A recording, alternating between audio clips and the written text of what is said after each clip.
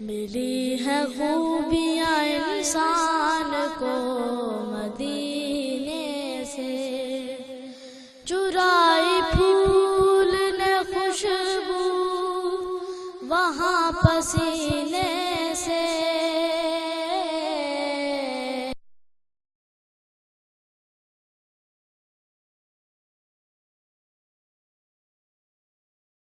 الحمد للہ رب العالمین، والصلاة والسلام علی حبیبہ محمد وآلہ وصحبہ اجمعین۔ اعوذ باللہ من الشیطان الرجیم، بسم اللہ الرحمن الرحیم۔ باب فی فضائل الصلاۃ، نمازوں کی فضیلت کے بارے میں ارشادات رسول اللہ صلی اللہ علیہ وسلم۔ صلاۃ جس کو ہم بوجھ یا مصیبت سمجھے ہوئے ہیں، اس دنیا میں رب العالمین سے جو کچھ بندہ حاصل کر سکتا ہے، اس میں سے سب سے اعلیٰ چیز یہ صلاۃ ہے۔ ارشاد ہے الصلاۃ معراج المومنین۔ آپ دیکھیں کہ کائنات میں جتنی رحمتیں، جتنے انعامات، جتنے فضائل اللہ کریم کی طرف سے تقسیم ہوئے، وہ سب اکٹھے کر لیے جائیں تو ایک ہستی حضرت محمد الرسول اللہ صلی اللہ علیہ وسلم کو جو ملے وہ ان سے زیادہ ہے۔ آپ صلی اللہ علیہ وسلم انبیاء کے بھی امام ہیں، لیکن آپ کے سارے فضائل میں معراج سر فہرست ہے۔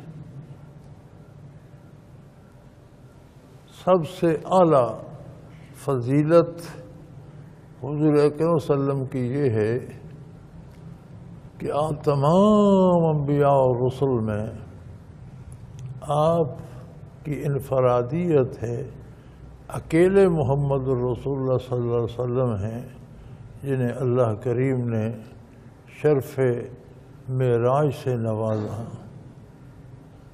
جنت و دوزخ کا ملاحظہ کرایا، اور وجود باجود سمیت۔ یہ بھی بعض لوگ ہوائی اڑاتے ہیں نا کہ معراج روحانی تھا، یہ غلط کہتے ہیں۔ روحانی معراج کی مثال تو خواب کی ہوتی ہے، تو اگر روحانی ہوتا تو شاید قریش مکہ بھی اس کا انکار نہ کرتے۔ خواب کوئی بندہ کچھ بھی دیکھ سکتا ہے۔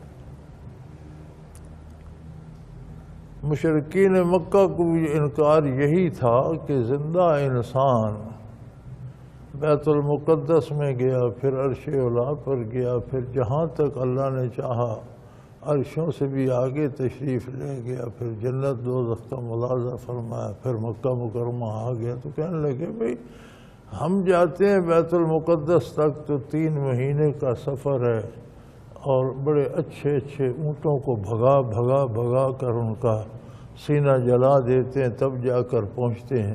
یہ کیسے ممکن ہے کہ ایک بندہ شب بھر میں؟ اگر یہ خواب ہوتا تو کوئی مشکل نہیں تھا۔ تو ارشاد ہے حضور اکرم صلی اللہ علیہ وسلم کا کہ مومن کی صلاۃ جو ہے اس کی معراج ہے۔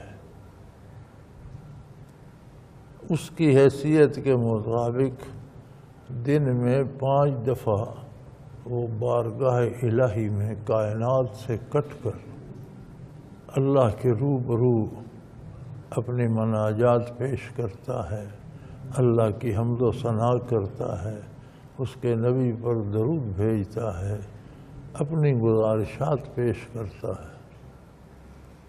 تو یہ اتنا بڑا اعزاز ہے کہ کہ شب معراج 50 نمازیں فرض ہوئی تھی کہ دن میں 50 بار آپ کی امتی میری بارگاہ میں حاضر ہوا کریں گے۔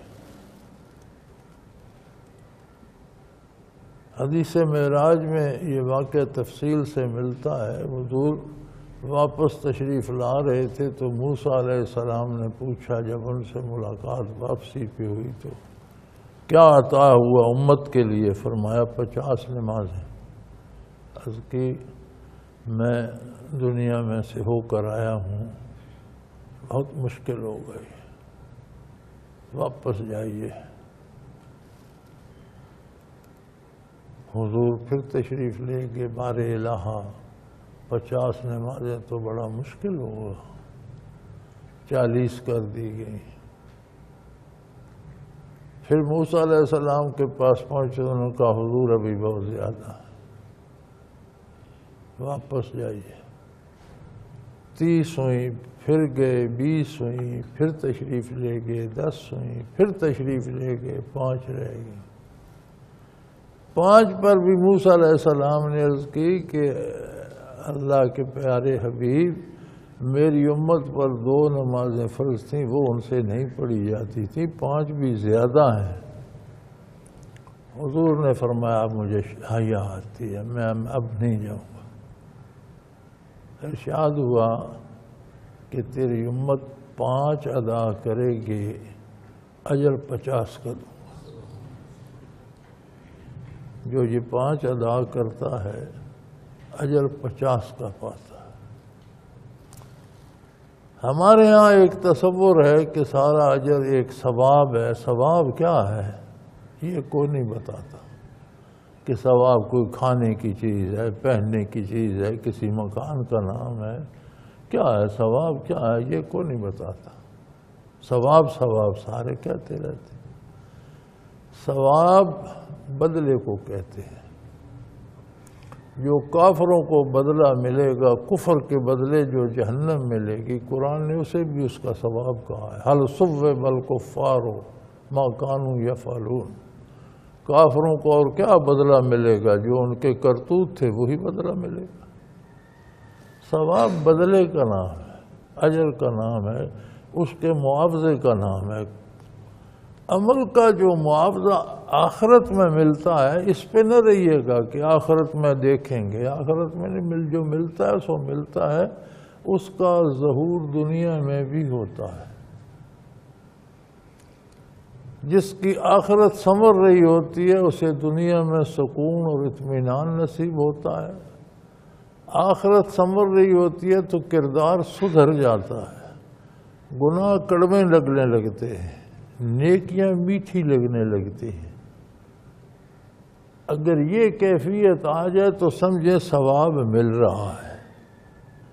اگر یہ کیفیت نہیں ہے تو پھر کوئی ثواب نہیں مل رہا، پھر ہماری نماز میں، ہماری صلاۃ میں کہیں کوئی کمی ہے، عقیدہ صحیح نہیں ہے، یا عمل صحیح نہیں ہے، سجدہ ٹھیک نہیں کرتے، یا رکوع ٹھیک نہیں کرتے، کیا کہیں کوئی کمی ہے، وضو صحیح نہیں ہے، کیا بات ہے؟ یا صحیح نماز ادا نہیں کرتے۔ جب آپ صحیح نماز ادا کریں گے تو ثواب جب آخرت میں بنتا ہے، اس کا اثر دنیاوی زندگی پہ لازمی آتا ہے۔ اور دنیاوی زندگی میں پتہ چلتا ہے کہ کردار روشن ہونے لگتا ہے۔ یہ تو نہیں بندہ فرشتہ ہو جاتا ہے، اس سے غلطی ہو سکتی ہے، لیکن غلطی ہو جائے تو اسے بڑا دکھ لگتا ہے، کڑوی لگتی ہے، نہیں ہونی چاہیے تھی، توبہ کرتا ہے۔ نیکی کر کے خوشی محسوس ہوتی ہے، دل خوش ہوتا ہے، سکون محسوس۔ اگر یہ کیفیت نصیب ہو جائے تو سمجھو مجھے ثواب مل رہا ہے۔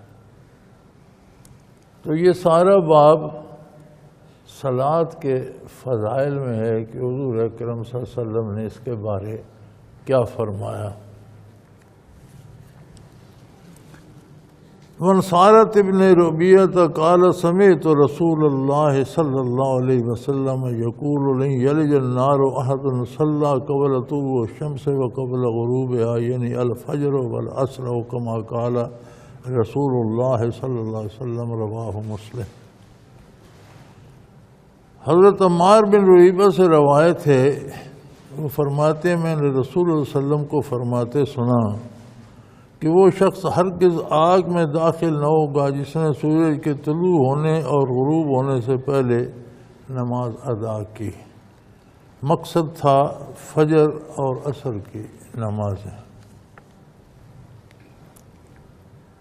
علماء نے اس کی شرح میں فرمایا کہ ابتدائے دن میں اور انتہائے دن میں جو اہتمام کر کے بارگاہ الوہیت میں حاضر ہوتا ہے اس سے پھر یہ توقع نہیں کی جا سکتی کہ باقی نمازیں اس نے چھوڑ دی ہوں۔ جو اپنا دن شروع بھی کرتا ہے اللہ کی بارگاہ کی حاضری سے، سورج طلوع ہونے سے پہلے سر بسجود ہوتا ہے، اور سورج غروب ہونے سے پہلے اپنی رات شروع کرتا ہے اللہ کے حضور سر بسجود ہو کر، تو وہ باقی نمازیں کیسے چھوڑ دے گا؟ جب وہ نمازیں ادا کرتا ہے تو لامحالہ اس کی زندگی سدھر جاتی ہے۔ ارشاد باری ہے ان الصلاۃ تنہی عن الفحشاء والمنکر، جو نماز ادا کرتا ہے تو نماز برائی اور بے حیائی سے روک دیتی ہے۔ وہ کیفیت آ جاتی ہے، گناہ کڑوے لگنے لگتے ہیں اور نیکیاں بھلی لگنے لگتی ہیں۔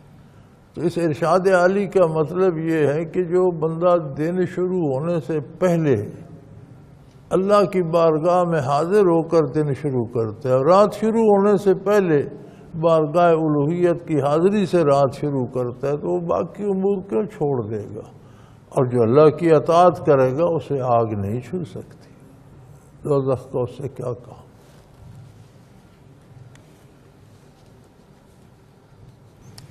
ونبی موسیٰ رضی اللہ تعالی عنہ قال قال رسول اللہ صلی اللہ علیہ وسلم من صلی البردین دخل الجنہ او کما قال رسول اللہ صلی اللہ علیہ وسلم، متفق علیہ۔ حضرت ابو موسیٰ رضی اللہ عنہ سے روایت ہے، رسول اللہ نے فرمایا جس نے 2 ٹھنڈی نمازیں ادا کیں، وقت پر پڑھیں، جنت میں داخل ہوگا۔ وہی مفہوم ہے، 2 ٹھنڈی نمازوں سے مراد فجر اور مغرب ہے، دونوں ٹھنڈے وقت میں ہوتی ہیں۔ فجر طلوع شمس سے قبل ہو جاتی ہے، مغرب غروب آفتاب کے بعد ہوتی ہے، دونوں اوقات ٹھنڈے ہوتے ہیں۔ مفہوم وہی ہے جو پہلی حدیث پاک کا گزرا کہ دن شروع ہونے سے پہلے اللہ کے حضور کھڑا ہوتا ہے، اللہ کی حمد و ثنا کرتا ہے، اپنی گزارشات پیش کرتا ہے، ہدایت کی طلب چاہتا ہے، گمراہی سے بے دینی سے پناہ مانگتا ہے، اللہ کی مدد طلب کرتا ہے، اور مغرب کے وقت بھی رات بھی اسی سے شروع کرتا ہے، تو وہ باقی اوقات میں کیوں چھوڑ دے گا؟ اور جو یہ پابندی کرے گا وہ جنت میں داخل ہوگا، اور جنت میں جنہیں جانا ہے ان کی زندگی بھی اہل جنت جیسی بن جاتی ہے، دنیاوی زندگی میں بھی انہیں سکون حاصل ہو جاتا ہے، تسلی سے، آرام سے، اطمینان سے جیتے ہیں۔ جس حال میں اللہ رکھے وہ مطمئن اور خوش رہتے ہیں۔ دکھ سکھ ان پر بھی آتے ہیں، صحت بیماری ان پر بھی آتی ہے، لیکن انہیں دکھ نہیں ہوتا، تکلیف نہیں ہوتی، مطمئن رہتے ہیں۔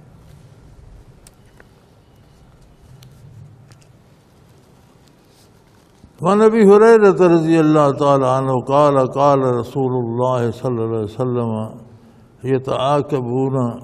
يتعاقبون فيكم ملائكة بالليل والملائكة بالنهار ويجتمعون في صلاة الفجر وصلاة العصر ثم يعرج الذين يأتوا فيكم فيسألهم ربهم وهو يعلم بهم كيف تركتم عبادي فيقولون تركناهم وهم يصلون وآتيناهم وهم يصلون أو كما قال رسول الله صلى الله عليه وسلم، متفق علیہ۔ حضرت ابو ہریرہ رضی اللہ عنہ سے روایت ہے، رسول صلی اللہ علیہ وسلم نے فرمایا کہ تم میں رات اور دن کو فرشتے باری باری آتے ہیں۔ فرشتوں کی جو ذمہ داری لگتی ہے رات کے الگ ہوتے ہیں جو اعمال نامہ لکھتے رہتے ہیں، دن کے الگ ہوتے ہیں۔ تو فرمایا وہ فجر اور عصر کی نماز میں جمع ہوتے ہیں۔ حضور کا ارشاد ہے کہ فجر کو دن والے فرشتے آ جاتے ہیں، ابھی رات والے وہاں موجود ہوتے ہیں، تو وہ بھی آ جاتے ہیں، پھر رات والے چلے جاتے ہیں، اور عصر کو رات والے آ جاتے ہیں، ابھی دن والے موجود ہوتے ہیں، ان سے چارج لیتے ہیں تو وہ چلے جاتے ہیں۔ تو ان دو نمازوں کے وقت فرشتے تبدیل ہوتے ہیں۔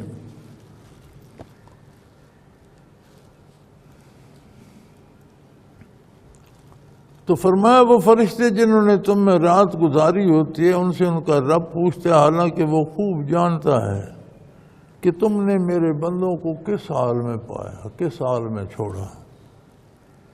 وہ کہتے ہیں ہم نے اس حال میں چھوڑا کہ وہ نماز پڑھتے تھے، اور ہم ان کے پاس گئے تو بھی وہ نماز پڑھتے تھے۔ تو فرمایا جب فرشتے واپس پہنچتے ہیں بارگاہ الوہیت میں تو اللہ سب سے بہتر جاننے والے ہیں، لیکن فرشتوں سے پوچھا جاتا ہے کہ میرے بندوں کو کس حال میں چھوڑا۔ تو نمازی کے فرشتے عرض کرتے ہیں کہ اللہ ہم جب گئے تو وہ نماز پڑھ رہا تھا، ہم جب آئے تو وہ نماز پڑھ رہا تھا۔ اب جو نماز نہیں پڑھتا اس کے کیا کہتے ہوں گے، یہ بندے کو خود قیاس کر لینا چاہیے۔ اس کے بارے حضور اکرم صلی اللہ علیہ وسلم نے کچھ نہیں فرمایا۔ ظاہر ہے جو کچھ کہتے ہوں گے وہ تو ظاہر ہے۔ فرمایا کہ فجر کو نمازی نماز پڑھ رہا ہوتا ہے تو دن کے فرشتے آ جاتے ہیں، رات کے انہیں چارج دے کر رخصت ہوتے ہیں۔ تو رات والے عصر کو آئے تھے تو دن والے ان سے چارج لے کر انہیں دے کر رخصت ہوئے، تو وہ رات والے جب واپس جاتے ہیں تو اللہ کریم خود بہتر جانتے ہیں، سب سے ہر وقت جانتے ہیں، ان کا علم حضور ہی ہے، لیکن ان سے پھر پوچھتے ہیں۔ فرشتوں نے کہا تھا نا کہ آپ پیدا کر رہے ہیں مخلوق، یہ بھی قتل عام کرے گی، خون بہائے گی، سارا کچھ ہوگا۔ فرمایا تم نہیں جانتے، انی اعلم ما لا تعلمون۔ تو اللہ کریم پوچھتے ہیں ہاں بھائی سنو اس مخلوق کو تم نے کیسا پایا؟ کہتے ہیں یا اللہ ہم جب گئے وہ نماز پڑھ رہے تھے، جب چھوڑ کر آئے وہ صحیح سر بسجود تھے۔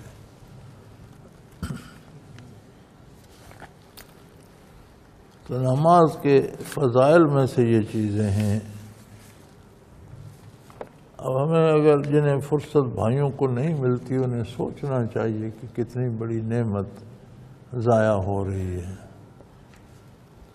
وان جندب القصیری قال قال رسول اللہ صلی اللہ علیہ وسلم من صلی صلاۃ الصبح فهو فی ذمۃ اللہ فلا يطلبنكم الله من ذمته بشيء فإنه من يطلبه من ذمته بشيء يدركه ثم يكبه على وجهه في نار جہنم، رواہ مسلم۔ حضرت جندب قصیری رضی اللہ عنہ سے روایت ہے، انہیں کشیری بھی کہتے ہیں اور قصیری بھی کہتے ہیں۔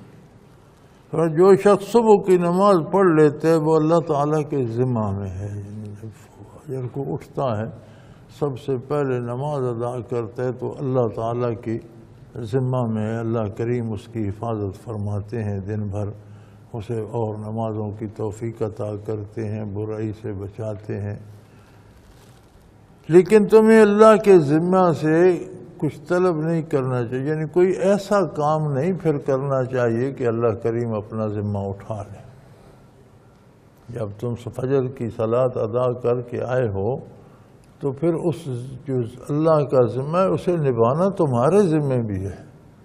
اگر اس کے بعد تم آ کر اللہ کی نافرمانی کرو گے تو اللہ تو اپنا ذمہ اٹھا لیں گے، کیونکہ وہ برائی پر تو ذمہ داری نہیں ہے نا، تمہیں برائی نیکی کا اختیار جو دیا ہے اس میں تو مداخلت نہیں ہوتی، وہ تو تمہاری پسند ہے۔ اب تمہیں چاہیے کہ تم نیکی پہ کاربند رہو تو اللہ کا ذمہ قائم رہے گا۔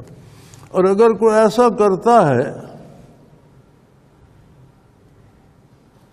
تو وہ جو کرتا ہے جس چیز کی طلب ہے اسے وہ تو پا لے گا. چوری پیسے کمانا چاہتا ہے, رشوت لینا چاہتا ہے, کوئی اور بات تو وہ تو حاصل کر لے گا. لیکن ہوگا یہ کہ قیامت کے دن اسے اوندے منہ دوزخ میں ڈالا جائے گا, الٹا کر کے دوزخ میں ڈال دیا جائے گا کہ تم دنیا میں تمہارا کردار الٹا تھا.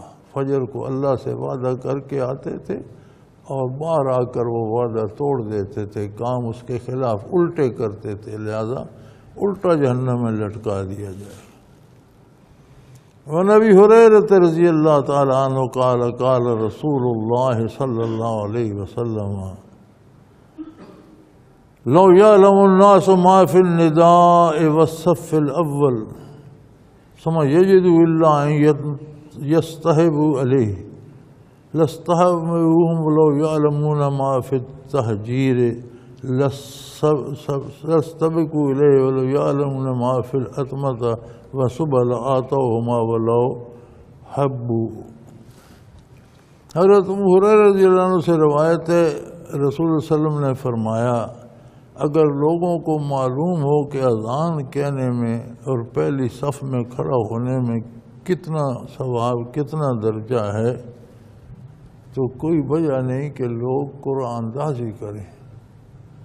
اتنے لوگ جمع ہو جائیں کہ اذان میں کہوں گا, پہلی صف میں مجھے کھڑا ہونا ہے, تو لوگوں کو قرآن اندازی کرنی پڑے تب جا کر آگے کھڑے ہوں پہلی صف میں یا اذان کہہ سکیں. اس کا اتنا ثواب ہے. اور اگر یہ لوگوں کو پتہ ہو کہ ظہر کی طرف جلدی جانے میں کتنا ثواب ہے تو اس کی طرف بہت جلدی جائیں اور جان لیں کہ عشاء اور صبح کی نماز میں کیا کچھ ملتا ہے, کتنا درجہ ہے. تو اگر انہیں اپنی سیرین کے بل گھسٹ کر آنا پڑے, چل نہ سکتے ہوں, گھسیٹ کر اپنے آپ کو لانا پڑے تو بھی لے آئے. ہمیں سامنے دنیا کو دنیا اس لیے کہتے ہیں کہ یہ قریب, دنیا کا مطلب ہوتا ہے قریب کی چیز. اسے دنیا اس لیے کہتے ہیں کہ یہ ظاہری آنکھوں کے اور ظاہری حواس خمسہ کے قریب تر ہے.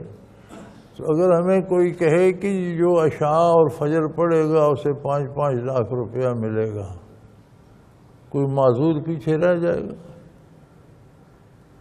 لوگ دیواریں پکڑ کر اور اپنے سیرین کے بل گھسڑ کر بھی آ جائیں گے پیسے لے. اور آخرت اعتماد علی رسول کی نام ہے. جتنا جس کو محمد رسول اللہ پر اعتبار ہے, یقین ہے, اتنی آخرت کی سمجھ آتی ہے. حضور فرماتے ہیں اگر لوگوں کو یہ یقین ہو جائے کہ ان نمازوں میں کتنا درجہ ہے تو یہ دیواریں پکڑ کر گھسٹ کر بھی آئیں, نماز نہ چھوڑیں.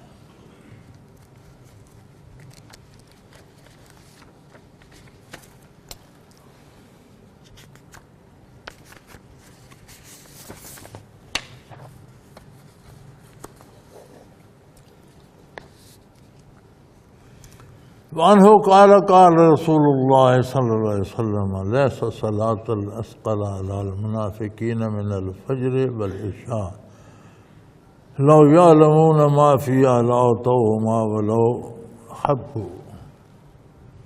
انہی سے حضرت ابو ہریرہ رضی اللہ عنہ سے روایت ہے, رسول اللہ نے فرمایا کہ منافقوں پر صبح اور عشاء کی نماز بہت بھاری ہوتی. صبح نماز کے لیے نہ اٹھ سکنا اور سستی کرنا, عشاء کی بھی فرصت نہیں ملتی. فرمایا یہ منافق کی نشانی ہے. اور اگر لوگ یہ جان لیں کہ ان کا درجہ کیا ہے تو انہیں اگر اپنے سرین کے بل گھسٹ کر آنا پڑے تو بھی آئیں. وہی مفہوم وہی پہلے والی حدیث پاک کا ہے. بات اعتماد, اعتبار اور یقین کی ہے. مجھے بڑی حیرت ہوتی ہے کہ ہم سارا دن یہ جھگڑا کرتے رہتے ہیں کہ یا رسول اللہ کہنا چاہیے یا نہیں. بڑی مخلوق سارا دن یا رسول اللہ یا رسول اللہ. پھر الصلاۃ والسلام علیکہ، یہ کیوں کہتے ہیں؟ کبھی سوچا آپ نے؟ سارے مقاصد دنیا کے ہوتے ہیں. یا رسول اللہ میرا وہ کام ہو جائے، یا حبیب اللہ میرا وہ کام ہو جائے، یا رسول اللہ میرا وہ ہو جائے. یہ رسول اللہ صلی اللہ علیہ وسلم لوگوں کے دنیاوی کام کرنے کے لیے مبعوث ہوئے تھے.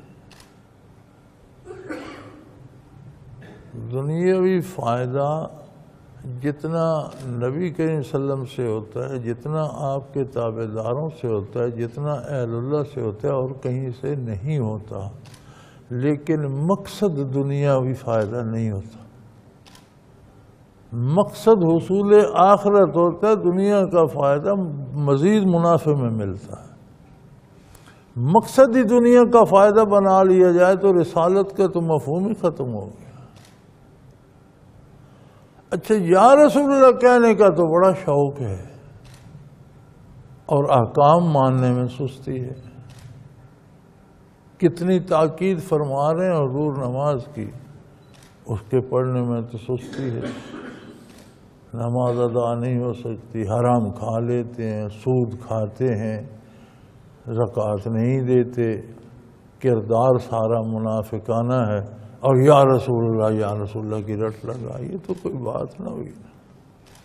بھائی میاں، اس بات پر اعتبار چاہیے کہ آپ واقعی اللہ کے رسول ہیں صلی اللہ علیہ وسلم، اور جو فرماتے ہیں وہ اللہ کا حکم ہے، حضور کی زبان سے ہم تک پہنچتا ہے. ما ینطق عن الہوی ان هو الا وحی یوحی.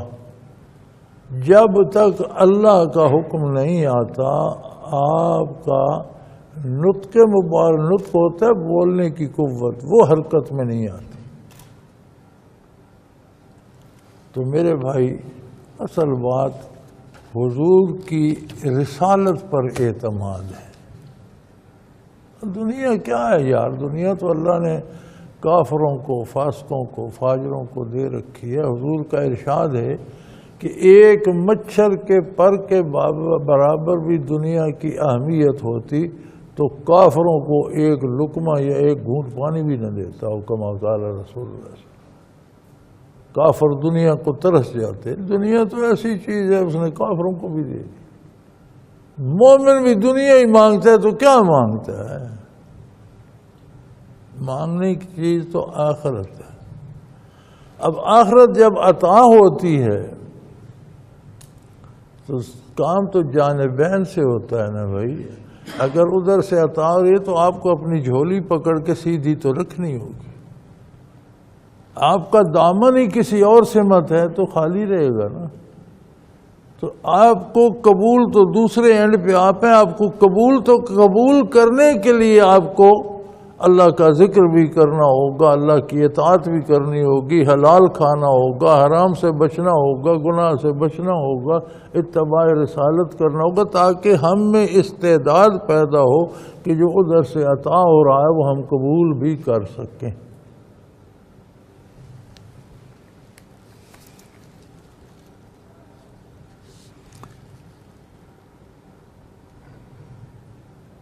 عن عثمان رضی اللہ تعالیٰ عنہ قال قال رسول اللہ صلی اللہ علیہ وسلم من صلی العشاء فی جماعت فانما قام نصف اللیل ومن صلی الصبح فی جماعت کانما صلی اللیل کلہ. رواہ مسلم او کما قال رسول اللہ صلی اللہ علیہ وسلم. حضرت عثمان رضی اللہ عنہ سے روایت ہے، رسول اللہ صلی اللہ علیہ وسلم نے فرمایا، جس شخص نے عشاء کی نماز جماعت کے ساتھ پڑھی ایسا ہے جیسے اس نے آدھی رات نماز ہی وہ پڑھتا رہا. اور پھر جس نے صبح کی نماز جماعت کے ساتھ پڑھ لی تو گویا اس نے ساری رات کی نماز میں قیام کیا. عشاء با جماعت پڑھی تو گویا آدھی رات اس نے نماز میں قیام کیا. صبح پھر پڑھ لی با جماعت تو گویا ساری رات وہ نماز ہی ادا کرتا رہا. اس کا مطلب ہے کہ جو نماز پر حضوری میں جو انوارات و برکات آتی ہیں رکوع و سجود میں جو تجلیات باری نصیب ہوتی ہیں وہ اسے ساری رات اس پر برستی رہیں گی، خواہ وہ سویا رہے، اگرچہ عشاء اس نے باجماعت ادا کر لی اور فجر پھر باجماعت ادا کر لی صلی اللہ علیہ وسلم۔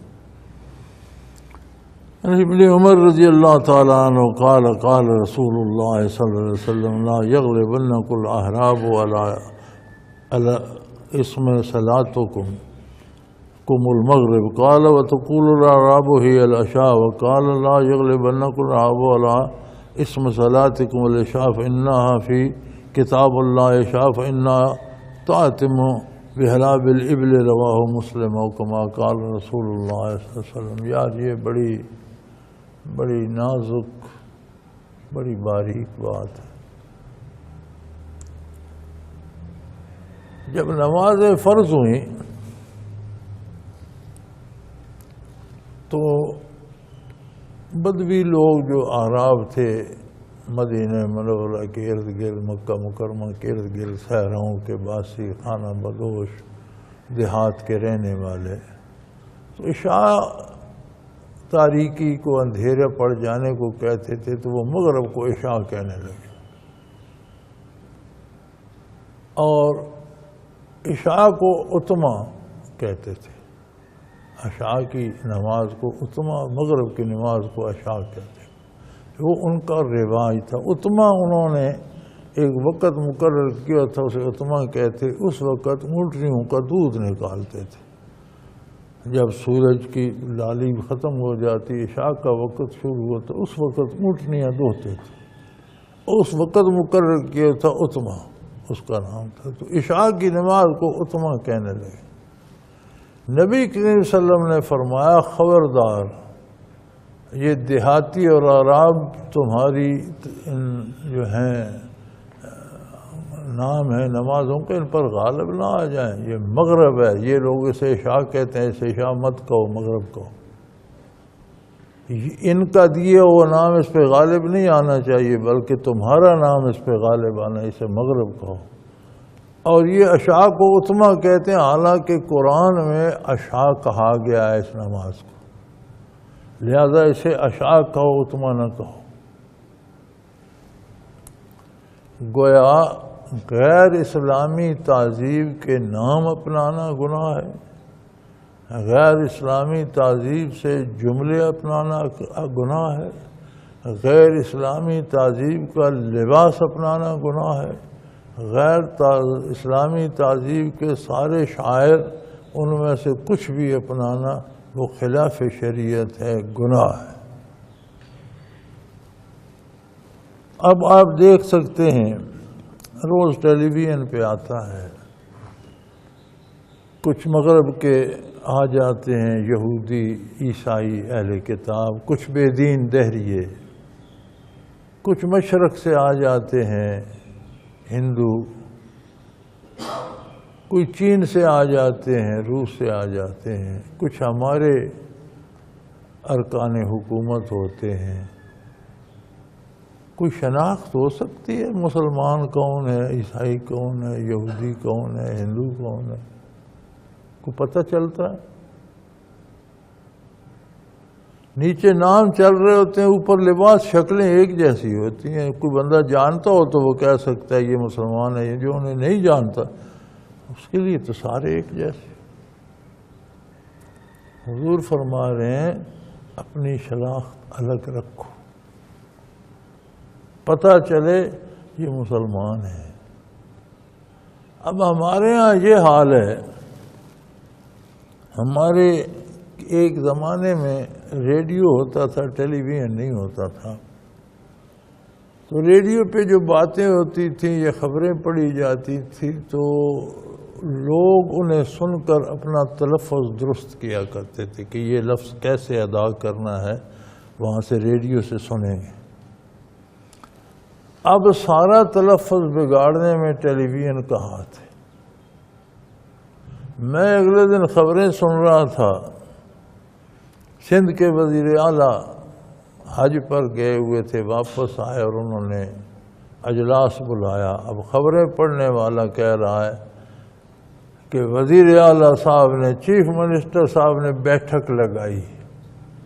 یہ اردو میں تو نہیں تھا بیٹھک لگائی، اجلاس بلایا تو اردو تھی. یہ اردو بھی نہیں کہتے، اجلاس کو میٹنگ کہتے ہیں. میٹنگ انگریزی کا لفظ ہے. چلو میٹنگ بھی برداشت ہو گیا. اب وہ ہندی میں چونکہ ہندوستان والے بیٹھک کہتے ہیں، آپ نے بھی سنا ہوگا، اب انہوں نے بھی بیٹھک اپنا لیا. ہم اردو میں کسی کام کی ابتدا کہتے تھے، اب ہمارا ٹی وی شروعات کہتا ہے. میں نے یہ لفظ پہلے بال ٹھاکرے جو ہندوؤں کا ایک دہشت گرد رہنما تھا اس کی زبان سے سنا تھا، اور مجھے بڑی حیرت ہوئی تھی کہ یہ کیا بک رہا ہے، ابتدا کی جگہ شروعات کے، لیکن ان کی اپنی زبان کا لفظ تھا. اب یہ سارے جو ہیں یہ کہتے ہیں ہم ہندوستان کے بڑے مخالف ہیں، ہندوستان ہمارا دشمن ہے، ہم جنگ کریں گے. ہم کہا کس سے جنگ کرو گے یار، تم تو ان کے قدم بقدم جا رہے ہو. ڈرامے تم ان کے دیکھتے ہو، فلمیں تم ان کی دیکھتے ہو، چیزیں تم ان سے خریدتے ہو، بولی تم ان کی بولتے ہو. جنگ کس سے کرو گے؟ دشمن کون ہے تمہارا؟ کیسا دشمن ہے؟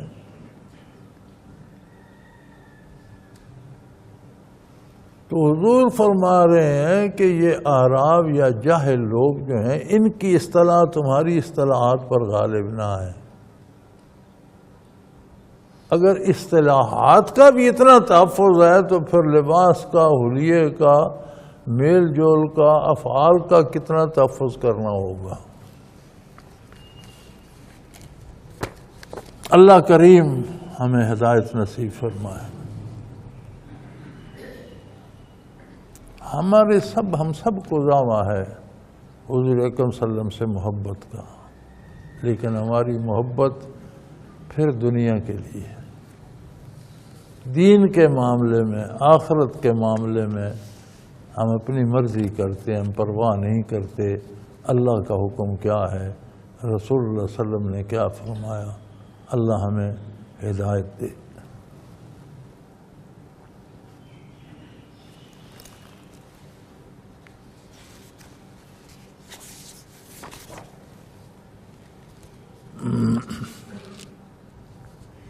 وعن علی رضی اللہ تعالی عنہ ان رسول اللہ صلی اللہ علیہ وسلم قال یوم الخندق حبسونا عن الصلاة الوسطى صلاة العصر ملأ اللہ بیوتہم وقبورہم نارا او کما قال رسول اللہ صلی اللہ علیہ وسلم. یہ متفق علیہ حدیث ہے.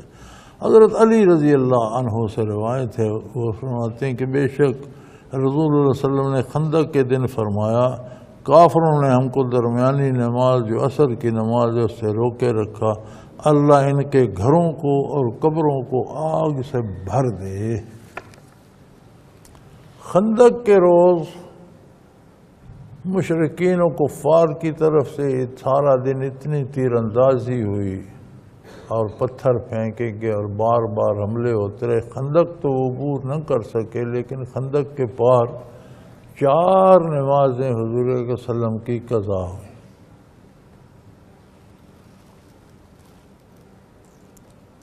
تو حضور صلی اللہ علیہ وسلم نے زخم تو حضور نے احد میں کھائے تھے، 70 صحابہ کرام شہید ہوئے. باقی سارے میں سے شاید کوئی ہی بچا ہو زخمی ہوئے. کفار کو شکست دی، میلوں کفار کا تعاقب کیا، اور تعاقب کرنے والے دو ایک دوسرے کے سہارے پہ چلتے تھے، دونوں زخمی ہوتے تھے. تھوڑی دور ایک دوسرے پر بوجھ ڈال کے چلتا، پھر دوسرا اس پر بوجھ ڈالتا، وہ اٹھا کے چل. اس طرح کفار کا تعاقب کیا گیا تھا، جسے ہمارے مولوی مسلمانوں کی شکست لکھ دیتے ہیں، بھاگے کافر تھے. خود حضور کے دندان مبارک شہید ہوئے، چہرہ اقدس زخمی ہوا، لیکن حضور نے بدعا نہیں فرمائی. صحابہ کرام شہید ہوئے، زخمی ہوئے، رخ انور زخمی ہوا، بددعا نہیں فرمائی. خندق کے دن نمازیں قضا ہوئیں. حضور کو اتنا دکھ لگا کہ اتنی بڑی بددعا دے دی کہ اللہ ان کے گھروں کو اور ان کی قبروں کو آگ سے بھر دے. انہوں نے ہماری نمازیں قضا کرا دی ہیں، انہوں نے ہمیں نماز پڑھنے کی فرصت نہیں دی۔ تو اتنا صدمہ لگا حضور کو۔ طائف میں وہی دیکھتا زخمی ہوا، پتھر کھائے، بہت بڑی تکلیف اٹھائی، حتیٰ کہ اللہ کریم نے ملک الجبال کو، پہاڑوں پہ جو فرشتہ مقررہ سے بھیجا کہ میرے نبی سے کہو انہوں نے تو پتھر مارے ہیں، آپ حکم دیں تو یہ طائف کے پہاڑ اٹھا کر میں ان کی بستی پر پھینک دوں۔ تو آپ نے دعا کے لیے ہاتھ اٹھا دیے کہ اللہ انہیں معاف کر دے، یہ مجھے نہیں جانتے، یہ تیرے رسول کو نہیں مار رہے، یہ تو اپنے ایک پڑوسی قریشی بھائی کو مار رہے ہیں، یہ جانتے نہیں کہ میں رسول ہوں۔ اگر یہ مسلمان نہیں ہے تو ہو سکتا ہے ان کی نسلوں سے مسلمان پیدا ہوں، انہیں معاف کر دیں۔ آج اتنی کیوں سختی فرما رہے ہیں؟ اتنی بڑی بددعا اللہ اتنی فرماتے ہیں ملا اللہ بیوتہم و قبورہم نارا، اللہ ان کے گھروں کو، ان کی قبروں کو آگ سے بھر دے۔ اتنی بڑی بددعا۔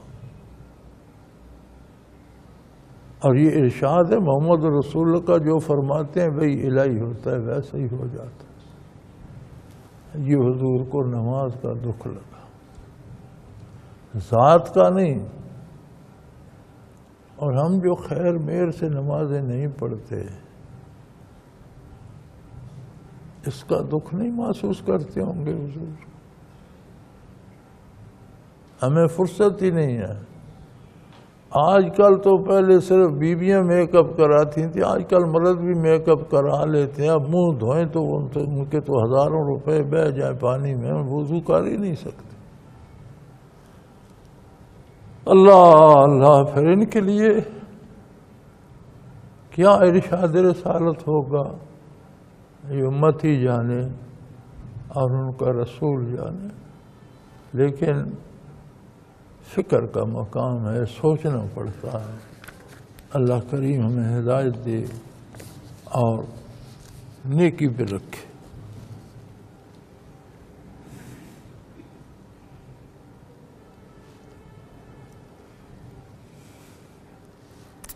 دوسری فصل، دوسرا باب شروع ہوتا ہے۔ عن ابن مسعود رضی اللہ تعالی عنہ و ثمرۃ بن جندب رضی اللہ تعالی عنہ قال قال رسول اللہ صلی اللہ علیہ وسلم صلاۃ الوسطی صلاۃ العصر۔ حضرت ابن مسعود رضی اللہ عنہ اور ثمرۃ بن جندب رضی اللہ عنہ فرماتے ہیں کہ حضور نے فرمایا نماز وسطی عصر کی نماز ہے۔ وعن ابی ہریرہ رضی اللہ عنہ نبی صلی اللہ علیہ وسلم فی قولی تعالی ان قرآن الفجر کان مشہودا قال تشہدہ الملائکۃ اللیل والملائکۃ النہار رواه الترمذی۔ حضرت ابو ہریرہ رضی اللہ عنہ سے روایت ہے کہ اللہ تعالیٰ کا یہ فرمان کہ بے شک فجر کا قرآن حاضر کیا گیا، ان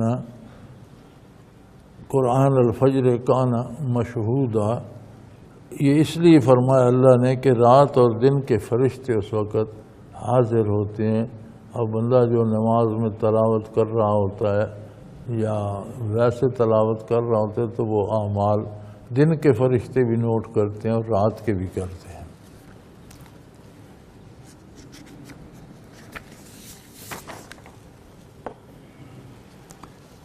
تیسری فصل، تیسرا باب شروع ہوتا ہے۔ عن زید بن ثابت رضی اللہ تعالیٰ عنہ و عائشہ رضی اللہ تعالیٰ عنہ قال الصلاۃ الوسطی صلاۃ الظہر رواہ مالک عن زید۔ حضرت زید بن ثابت اور حضرت عائشہ رضی اللہ عنہ سے روایت ہے ان دونوں کے درمیان نماز ظہر درمیان کی نماز ہے۔ ان کا خیال یہ ہے کہ ظہر کی نماز صلاۃ وسطی ہے کہ دو نمازیں عشاء اور فجر اس سے پہلے اور عصر مغرب اس کے بعد ہیں۔ وعن زید بن ثابت رضی اللہ عنہ قال کان رسول اللہ صلی اللہ علیہ وسلم یصلی الظہر بالحاجرۃ ولم یکن یصلی صلاۃ اشد علی اصحاب رسول اللہ صلی اللہ علیہ وسلم منها فنزلت حافظوا الصلوات والصلاۃ الوسطی وقال ان قبلها صلاتین وبعدها صلاتین رواه احمد۔ زید بن ثابت رضی اللہ عنہ سے روایت ہے کہ رسول صلی اللہ علیہ وسلم ظہر کی نماز ذرا سویرے پڑھتے تھے، جلدی پڑھتے تھے، اور رسول اللہ کے صحابہ پر اس سے بڑھ کر سخت کوئی نماز نہ تھی، کیونکہ سارے مزدوری میں لگے ہوتے تھے، کھجوروں کی کاشتکاری کی، کھیتی باڑی کی، تو وہ کام اس وقت عروج پر ہوتا ہے، سارا کام کاج چھوڑ کے آنا سب کے لیے بہت مشکل ہوتا تھا۔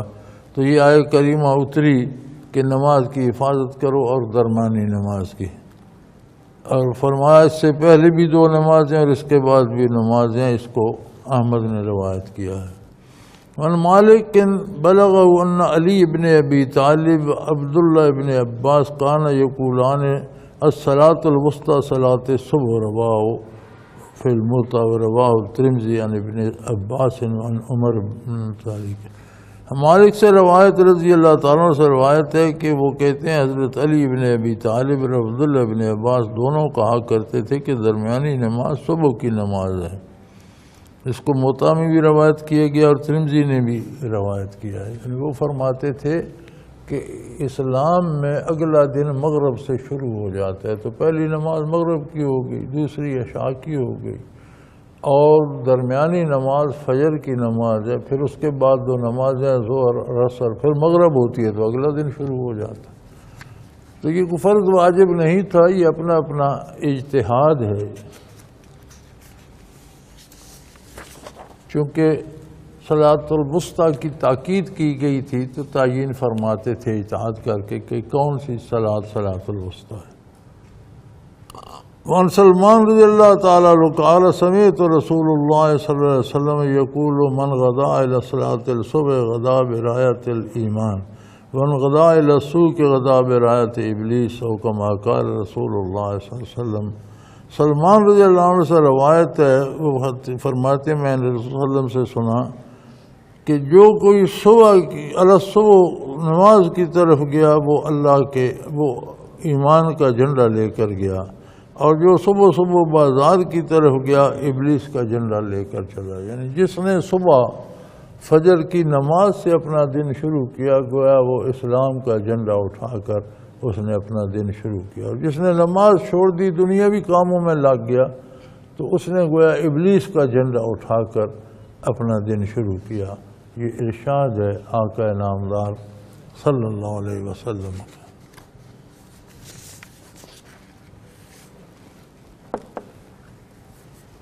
باب الاذان،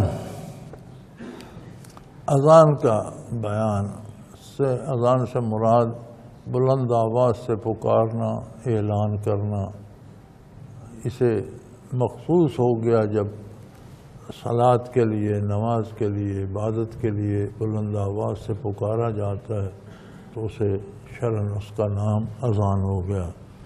وعن انس رضی اللہ عنہ قال ذکر النار والناقوس فذکر اليہود والنصارى فامر بلال ان یشفع الاذان ان یؤتر الاقامۃ قال اسماعیل فذکرت لایوب فقال الا الاقامہ۔ حضرت انس رضی اللہ عنہ سے روایت ہے کہ صحابہ نے کہا آگ اور ناقوس کا ذکر کیا، یعنی یہ کہا پہلے تو ہر کوئی وقت دیکھ کر مسجد کی طرف چل پڑتا تھا، تو جب لوگ جمع ہو جاتے تو جماعت ہو جاتی، پھر یہ فرمایا حضور نے کہ کوئی ہونا چاہیے اعلان یا کوئی نشانی ایسی یعنی لوگوں کو پتہ چل جائے کہ نماز کا وقت ہے۔ عرض کیا گیا کہ آگ جلا دی جائے، دھواں اٹھے گا تو لوگ محسوس کر لیں گے، یا پھر ناقوس کرناس ایک ہوتی ہے وہ بجائی جائے۔ تو فرمایا یہ تو یہود اور نصارہ کا کام ہے، وہ اس طرح کرتے ہیں تو ان سے مشابہت تو نہیں چاہیے۔ دیکھیں نا حضور صلی اللہ علیہ وسلم کتنی احتیاط کر رہے ہیں کہ کسی کام میں یہود اور نصارہ کی مشابہت نہیں ہونی چاہیے۔ ابھی رمضان فرض نہیں ہوا تھا، حضور تشریف لائے مدینہ منورہ تو پتہ چلا کہ یہودی 10 محرم کو روزہ رکھتے ہیں۔ کیوں رکھتے ہیں؟ جی وہ کہتے ہیں کہ موسیٰ علیہ السلام جو دریا سے پار ہوئے تھے اس دن 10 محرم تھی تو روزہ رکھتے۔ آپ صلی اللہ علیہ وسلم نے فرمایا موسیٰ علیہ السلام کے زیادہ حقدار تو ہم ہیں، یہ تو ان کے نافرمان ہیں۔ تو ہمیں رکھنا چاہیے، لیکن ایسا کرو ایک روزہ نہ رکھنا، یہودیوں سے مشابہت نہ ہو، یا 9-10 ملا لو، یا 10-11 ملا لو، یا 9-10-11 3 کر لو، یا 2 کر لو، یا 3 کر لو، یہودیوں سے مشابہت نہ ہو۔ اب ہمارا سونا جاگنا اٹھنا بیٹھنا ان یہود و نصارہ کی طرح سے ہے، حلیے ہی ہمارے وہ ہیں، اللہ یہ ہمیں معاف کرے۔ تو یہ کہا گیا کہ یہ تو یہود و نصارہ سے مشابہت ہو جائے گی۔ تو حضور اکرم صلی اللہ علیہ وسلم نے حضرت بلال کو اذان کا حکم دیا اور کہا کہ اذان کے کملے جفت کہیں اور اقامت ایک ایک، یعنی جب اذان کہیں تو 2 کملے، اشہد ان لا الہ الا اللہ، اشہد ان لا الہ الا اللہ، اشہد ان محمد رسول اللہ۔ جب اقامت کہیں تو ایک ایک بار اشہد ان لا الہ الا اللہ، اشہد ان محمد رسول اللہ، سوائے اقامت کے، عقد قامت الصلاۃ 2 بار کے۔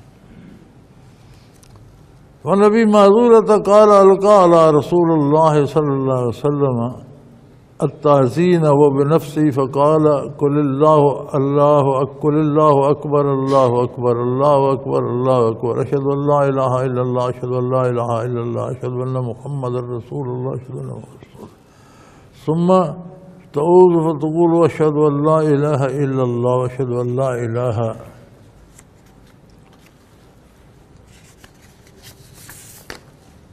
الا اللہ، اشہد ان محمد رسول اللہ، اشہد ان محمد رسول اللہ، حی علی الصلاۃ، حی علی الصلاۃ، حی علی الفلاح، حی علی الفلاح، اللہ اکبر لا الہ الا اللہ، رواہ مسلم۔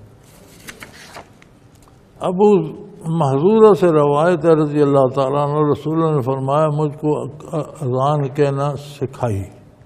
وہ فرماتے ہیں حضور نے مجھے اذان کہنا سکھائی اپنی ذاتی طور پر، اور فرمایا اللہ سب سے بڑا ہے، کہو اللہ اکبر اللہ اکبر اللہ اکبر اللہ اکبر، اور پھر اشہد ان لا الہ الا اللہ، اشہد ان لا الہ الا اللہ، اور پھر کو اشہد ان محمد رسول اللہ، اشہد ان محمد رسول اللہ۔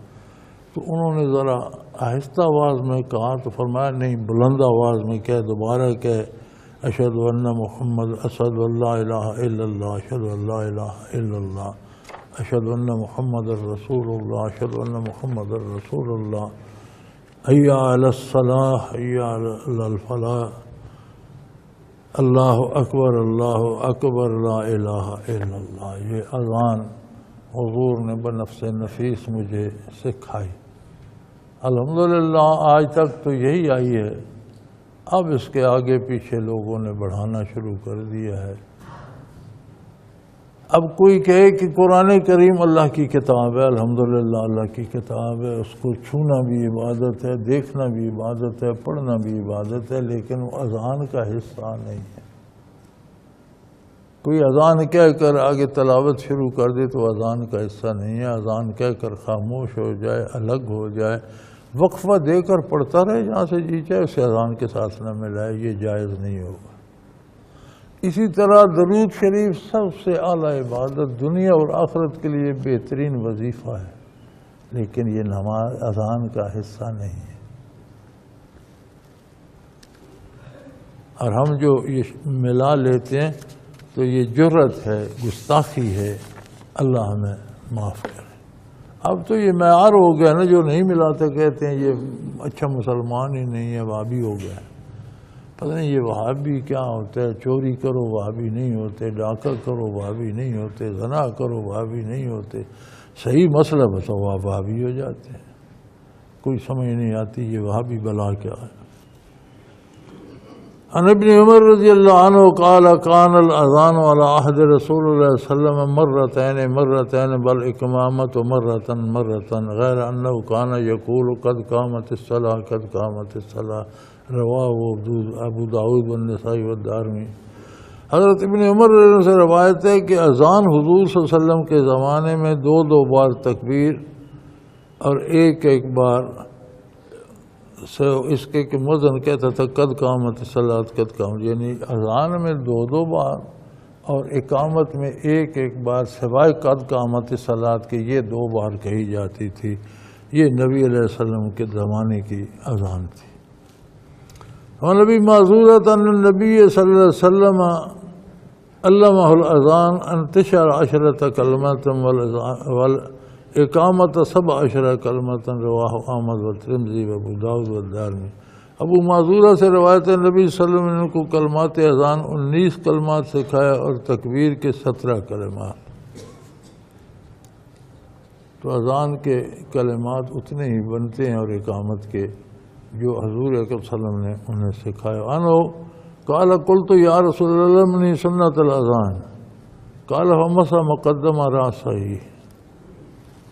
قال تقول اللہ اکبر اللہ اکبر اللہ اکبر اللہ اکبر ترفع بها صوتك ثم تقول اشهد ان لا اله الا الله اشهد ان لا اله الا الله اشهد ان محمد رسول الله اشهد ان محمد رسول الله تخفضها بصوتك ثم ترفع صوتك بالشهادة اشهد ان لا اله الا الله اشهد ان لا اله الا الله اشهد ان محمد رسول اشهد ان محمد رسول حي على الصلاة حي على الصلاة حي على الفلاح حي على الفلاح فإن كان صلاة الصبح قلت الصلاة خير من النوم الصلاة خير من النوم اللہ اکبر لا الہ الا اللہ۔ ابو معذورہ سے روایت ہے میں نے عرض کی یا رسول اللہ مجھے اذان کا طریقہ سکھائیں۔ آپ نے سر کے اگلے سے پر ماتھے پر اس طرح ہاتھ مبارک پھیرا اور کہا تو کہ اللہ اکبر اللہ اکبر اللہ اکبر اللہ اکبر، اور اپنی آواز کو بلند کر پھر کہ اشہد ان لا الہ الا اللہ اشہد ان لا الہ الا اللہ اشہد ان محمد رسول اللہ اشہد ان محمد رسول اللہ۔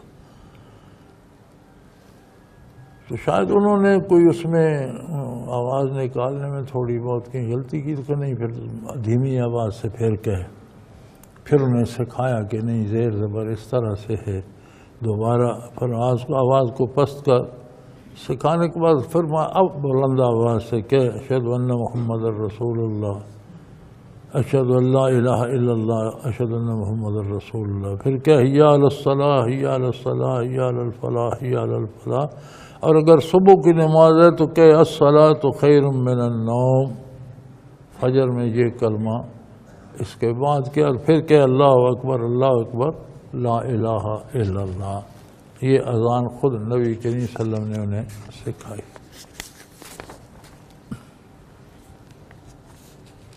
وعن بلال قال قال لی رسول اللہ صلی اللہ علیہ وسلم لا تصوبن فی شیء من الصلاۃ الا فی صلاۃ الفجر رواه الترمذی وابن ماجہ۔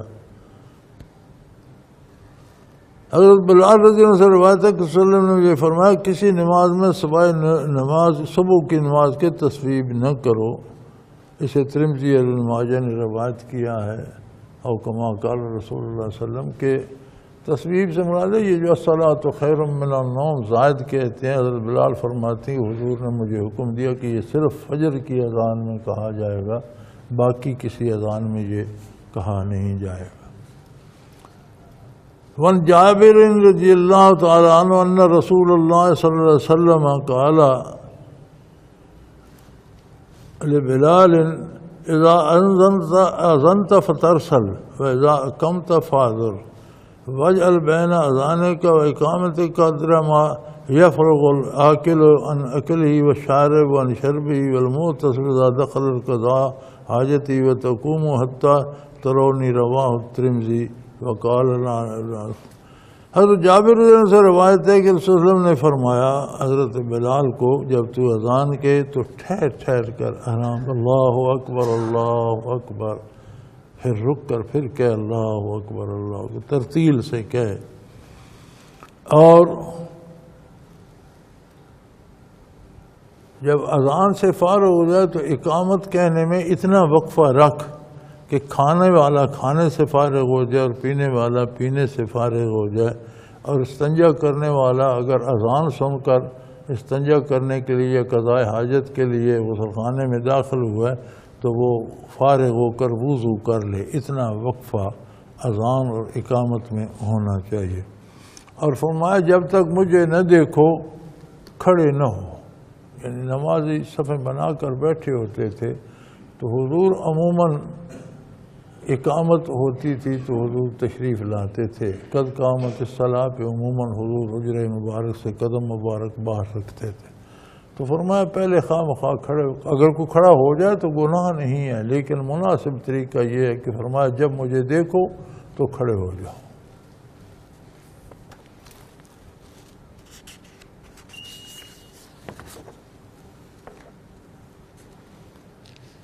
وعن زیاد بن حارث الصدائی قال امرنی رسول اللہ صلی اللہ علیہ وسلم ان اذن فی صلاۃ الفجر فاذنت فرض بلال ان یقیم فقال رسول اللہ صلی اللہ علیہ وسلم اخاه صدان قد اذن ومن اذن فهو یقیم، رواه الترمذی و ابو داؤد و ابن ماجہ۔ حضرت زید بن حارث صدائی سے روایت ہے کہ رسول اللہ صلی اللہ علیہ وسلم نے مجھے صبح کی نماز کے لیے اذان کا حکم دیا اور میں نے اذان کہی۔ حضرت بلال نے اقامت کہنا چاہیے تو نبی صلی اللہ علیہ وسلم نے فرمایا کہ جس آپ کے بھائی صدا نے اذان کہی ہے، جو شخص اذان کہے وہی تکبیر کا زیادہ مستحق ہے، اسے ہی نماز کے لیے جو تکبیر کہی جاتی ہے اسی کہنا چاہیے۔ اس کو ترمذی اور ابو داؤد نے روایت کی ہے۔ وصلی اللہ تعالی علی حبیبہ محمد و آلہ و اصحابہ اجمعین برحمتک یا ارحم۔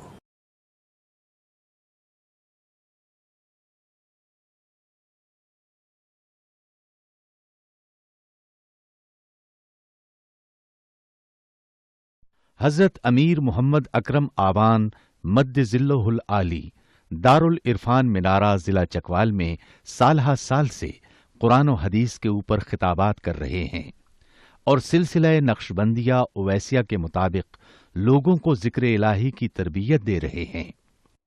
وہ قرآن پاک کی تفسیر ترتیب وار بیان کر رہے ہیں۔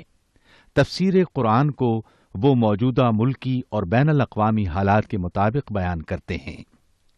موٹر وے سے کلر کہار کے انٹرچینج سے نکلتے ہوئے کلر کہار کی جھیل سے ہوتے ہوئے میانی، بوچھال اور نور پور سے گزرتے ہوئے دارالعرفان منارہ پہنچ سکتے ہیں۔ حضرت امیر محمد اکرم آوان نے بچیوں اور بچوں کی دینی اور دنیاوی تعلیم کے لیے سقارہ اکیڈمی کے نام سے ایک درسگاہ بھی قائم کی ہے، جس کا افتتاح ملک پاکستان کے صدر جنرل محمد ضیاء الحق نے اپنے دست مبارک سے کیا تھا۔ وہ تمام احباب جو اسلام کی طلب رکھتے ہیں ان سے گزارش ہے کہ دارالعرفان منارہ ضلع چکوال میں امیر محمد اکرم آوان صاحب کے خطابات سے مستفید ہوں۔ وہ ہر جمعے کو نماز سے پہلے بیان فرماتے ہیں۔ ہر ماہ کی پہلی اتوار کو ماہانہ اجتماع ہوتا ہے جس میں آپ خصوصی خطاب فرماتے ہیں اور پاکستان کے چاروں صوبوں سے احباب اس اجتماع میں شرکت کرتے ہیں۔ اس کے علاوہ یہاں سال میں 2 مرکزی اجتماعات بھی ہوتے ہیں، ایک رمضان المبارک میں اعتکاف کا اجتماع اور دوسرا جولائی اور اگست میں 40 دن کا اجتماع ہوتا ہے جس میں روحانی تربیت کی جاتی ہے۔ اپنا خون سیماب دے کر اتنا ہم کر جائیں گے، نام آقا کا چمن میں پھر رقم کر جائیں گے۔